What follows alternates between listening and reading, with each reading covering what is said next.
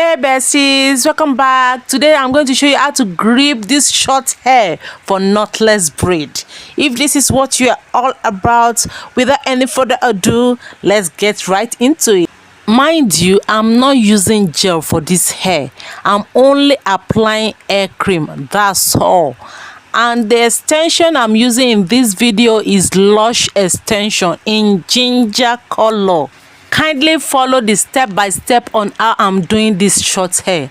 I kind of don't know how to explain it properly, but if you can see, I first weave a little before I apply my extension like so. So follow the step by step as I'm doing it. It's quite easy, but this hair, is very short and it's kind of mixing up while I'm cutting the lines. So you can see the struggle is real, but it can be done. The hair is actually worth it because at the end of the day, the hair is so beautiful, guys.